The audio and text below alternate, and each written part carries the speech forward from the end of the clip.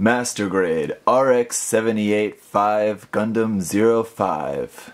What's up everybody, got a new Gundam review here for you today, and it's the Gundam G05. So if you saw the unboxing, I mentioned that this kit is something that I got and I'm building here. It's not completely just random out of nowhere because it is an older kit, but I got this because it is going to be a commission project that I'm working on. So this kit did come out all the way back in 2003, and I think you can probably see that. I mean, generally, it's just not quite as detailed and nice as some of the newer Master Grades that we have, but I think this kit still looks really, really good. I really like this kit. I've built this kit before. I built the G04 and the G05 together probably about a year or so before I started anything on YouTube. And I really enjoyed it, and I really liked working on this, so I'm really glad for the opportunity to be working on this kit again. There's a few things about this kit that are a little bit frustrating when it comes to painting. This mostly just due to its older design. There's more seam lines and kind of joint fixes, things that you have to do with this kit compared to newer Master Grade, which are pretty easy. It's just paint and put it back together, that's pretty much it, but this kit is going to require a little bit more work. And I am going to be doing some more work to this, adding some little bits of details here and there as part of that commission, but we'll talk more about that probably when I do get to working on this. I do have a couple other projects that are in line in front of this kit, but I just wanted to at least get this snapped up and reviewed for you guys, and then I'll work on it actually for the client a little bit later. So yeah, building the kit is really fun. Like I said, it's a little bit older, but I think it's still a really enjoyable kit to build up as you're putting it together. So here on the head, like here's the first example of a seam line. It's got one of those heads where it's just the front and the back half of the head just sandwiched together. So you got a seam line going all the way around the head.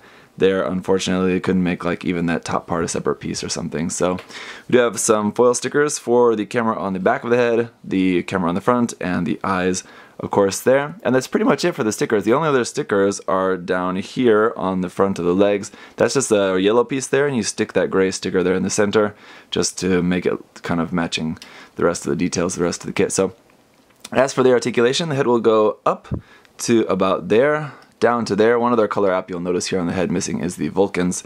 So even if you're not going to fully paint the kit, just a little bit of gray paint on those Vulcans on the head, the Vulcan barrels there poking out, will help that look really nice. One thing that I think that helps this kit look so good is the shape of the head.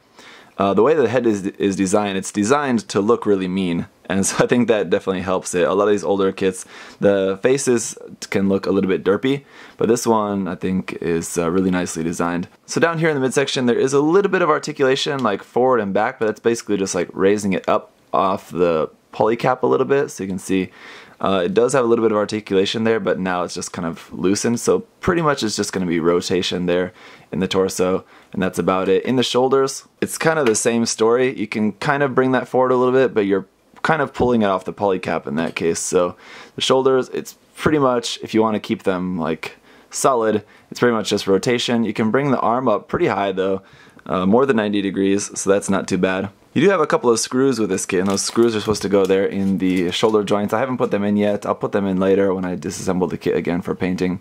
But this kit does also have an interesting feature here in the shoulders, that this shoulder joint actually like pulls out a little bit. There's kind of like a double joint in there that will help the shoulder just extend out a bit, and I guess that might help you in like trying to bring the arm around the chest, because it'll give you basically just like extends the upper arm out a little bit. Otherwise, as you'd expect, the arm rotates here at the top, and then it also rotates at the elbow too, because this elbow joint is basically just like a peg straight down into the lower arm, and that's kind of not really, that's kind of like the one thing that I dislike about this kit the most, is that elbow joint.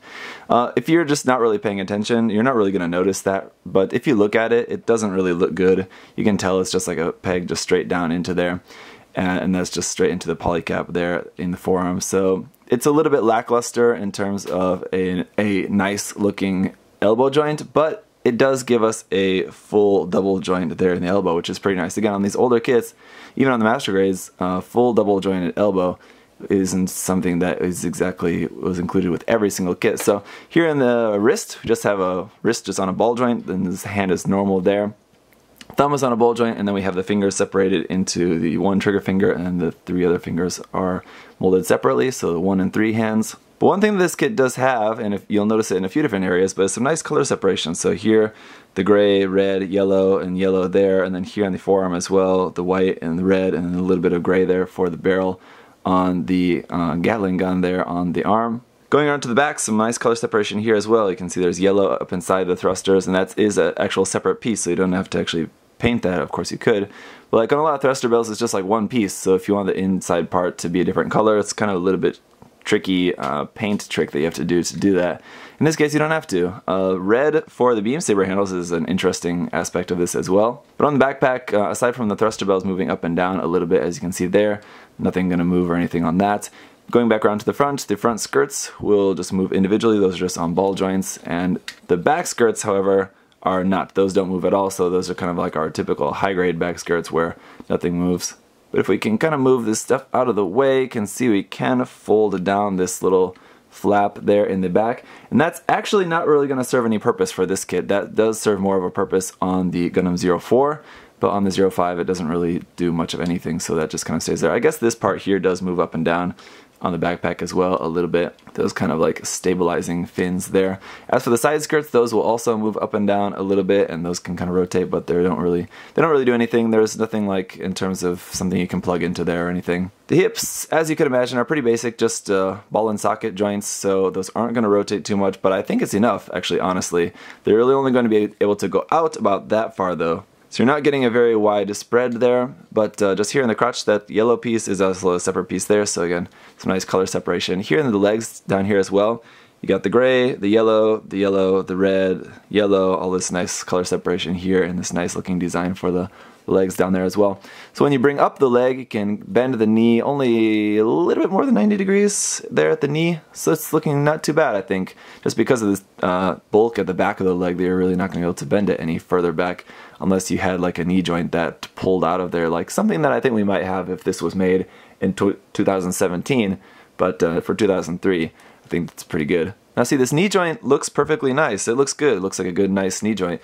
And the elbow joint, what happened? I don't know. Anyway, so then here on the ankles are actually pretty nice as well. Nice bend side to side. Forward is pretty good. It's fine. I really don't ever bend ankles this way anyway, so I don't really think that that's a big problem. And then down to there, which is actually pretty good as well. Up underneath the feet, nice details there. And then this front ankle armor will move up and down on its own. And this ankle armor piece here on the front is just one solid piece. There's no seam line in that, which you may expect. Even on some newer kits still have that, but this one, no seam line on the front skirt, on the front ankle armor there, I should say, which is nice. But just going back to the previously mentioned seam lines that you're going to have to deal with this kit, on the legs there's, yeah, pretty much nothing actually. But here on the arms there's a couple of them actually. The lower arm and the bicep have a seam line that you're going to have to fix. So those are both split right down the middle. The forearm, not really going to be too big of a problem except for the red part at the front. This whole section on the back of the arm actually just comes off, so that's easy. But the red section just at the wrist there, that's actually set inside of there. But I think it's going to be easy enough to just cut that and just so that's able to be removed. And then when it's the time for final assembly, just glue it into place there permanently. The bicep is a little bit more tricky because this part is like built, these two parts just sandwich around the kind of joint that you have built in there inside of there. So I'll have to figure out a way, but I don't think that will be too difficult to be able to get rid of that seam line on the bicep and still be able to paint that separately from the joint parts and all of that. So with this kit, you do get some marking stickers. I used a couple of the marking stickers on the parts that you'll see here in a minute, but those are just normal stickers. And then some dry transfer decals you can use as well. I'm keeping those because I'll probably use a few of those on the final kit. Possibly. I don't like dry transfers, but they're not too bad. Then we have our 1/100 scale standing pilot figure, and it's just kind of a generic pilot figure. You can't actually really see any sort of pilot that it's supposed to be. We have our two clear pink beam saber effect parts for the beam sabers. They're mounted up on the backpack. We've got these two fuel tanks, which I'll just go ahead and plug into the mobile suit now. One on the left and one on the right, those just plug into the back skirt like so to give us some fuel tanks. Kind of like how this is designed, how you can see like this part here is actually kind of meant to block the fuel tanks from the jet thrust of these thruster belts there, because it is a little bit tricky sometimes when you think about like, oh, you have these like thrusters here which are just going to be blasting right onto the fuel tanks. It doesn't really seem like a good idea, but in this case the design actually is made in a way where that actually kind of makes sense. Then we have these extra armor parts which go onto these shoulders, so these help make these shoulders nice and bulky. Basically, this part on the top of the shoulder you'll fold up like so, and there's a little poly cap inside which just plugs down onto the top, onto a peg inside of there, and then just close that back up, close this one back up, and then that's connected onto the shoulder like that. So with those parts attached, now his shoulders are looking extra beefy, and you can see here's where I've used a couple of the marking stickers on there just so you guys can see. They don't actually look too bad when they're just on the white plastic. Once you've got some top coat sprayed over that, you're probably not going to be able to notice them too much at all. You still will, but they're not bad. But putting those either on any parts that are red or dark gray, they're probably not going to look too good. As for our other weapons and accessories, we do have a shield. It's a pretty nice take on the shield. It looks like something that doesn't look like something that we've had before from other designs, so I like that. It's very unique looking. It's sort of similar-ish to like the Gundam Mark II shield, but it definitely is a little bit different. So this extra handle on here is actually on a ball joint there, so it can move, the whole ball joint can move up and down, and then it can rotate around, things like that. You can put this in the hand to be handheld if you want, but it's not necessary at all. There's this peg here which will plug onto the back of the arm. Yes, unfortunately it is on the back of the arm. I might actually with mine, maybe, now that I'm thinking about it, replace that and do a dealio with a magnet to be able to plug that onto the side of the arm. I think would be better for me. But we'll talk more about that later. Anyway, and then we have our beam rifle. We'll maybe possibly do some modification to the beam rifle as well, but on a kit like this, you're probably not actually going to use this beam rifle. I would imagine you're probably just going to either find a way to plug this onto somewhere else on the kit, find a way to plug it onto the back skirt or inside the shield or something, because we then have its giant Gatling gun, as it's called. And it is exactly that. It is a very large Gatling gun, just stood up next to the Gundam. It's coming up to about to the chest, to the cockpit there. So not like ridiculously huge, but it's big. It's definitely big. And so this, and then this ammo drum will actually plug onto the back of the mobile suit there on the back skirt kind of section, backpack. And then this can be held in hand with the two hands if you want. It has like the main handle underneath and a secondary handle here on the side. And it's just a really cool looking design. I think this is one thing that people are going to love a lot about this design. I should also mention that the shield is collapsible. You can kind of pull this apart and then reattach that, and then you have a shortened, collapsed version of the shield if that suits you. Right, so the other unfortunate thing about this kit is that, of course, it doesn't have any sort of action base connector or any way to connect to an action base except from using just that kind of like really annoying and not very reliable fork connection part. I'll admit, it's not bad. I don't think that the kit's going to fall off of there, but one thing that it does is that it gets in the way if you wanted to do a very wide spread pose. As we already covered before, the legs, just due to the hip joint, don't actually spread that far wide, but that's hindered more so by the fact that the action base is there blocking them from spreading any wider, so that is kind of annoying. The other thing is for holding the weapons, the beam saber handle, the beam rifle, the giant Gatling gun.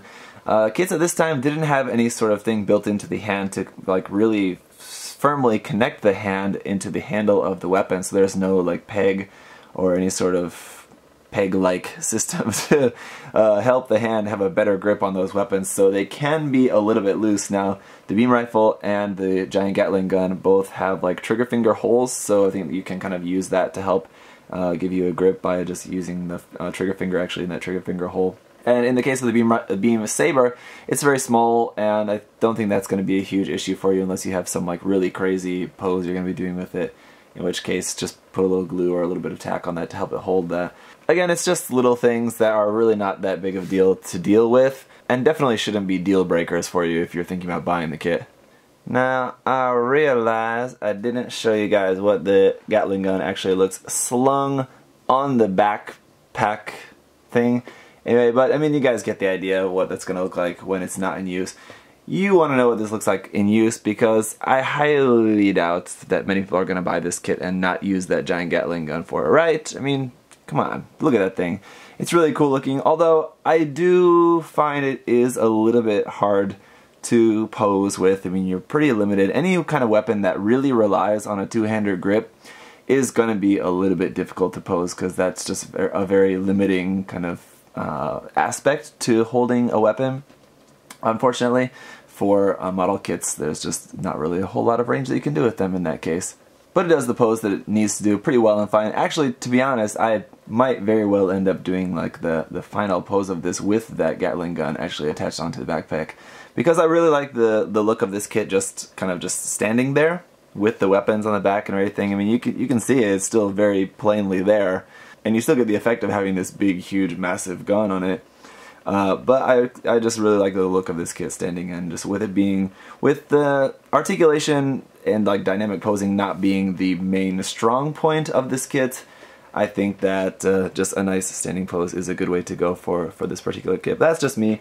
Let me know what you guys think about the kit down below. Have you built this kit? Like I said, it's been out for quite a while, so I imagine that a good amount of you guys have probably built the kit, or maybe you've been thinking about getting the kit, wanting to check out the kit, but you know it's an older one, so you're a little bit on the fence. Hopefully this review has been helpful for some of you guys. I like going back and looking at some of these older kits because I know like you guys want to see about all the newest kits, all the latest kits and things like that. But I know there's a lot. Bandai has so many kits that they've put out, and it is good to take a look back at some of those sometimes too, because there's still plenty of things that are plenty worth building. You don't have to always be waiting for the new releases. You can always go back and check out and enjoy some of this older stuff as well. So this one is definitely recommended. Whether we'll ever see this in HG form, I hope so, but it's such an obscure thing, just like with a brief appearance in a game. I kind of doubt it, but who knows, you know? We could eventually end up seeing a high grade of this, and I'd love that. I think it'd end up being pretty awesome, so we'll just have to wait and see. Anyway, thank you guys so much for watching. I really hope this has been helpful, and if you still have questions or comments, anything, you can leave those down below. And have a good one, guys. See ya. Bye bye. Bye bye. Thanks for watching.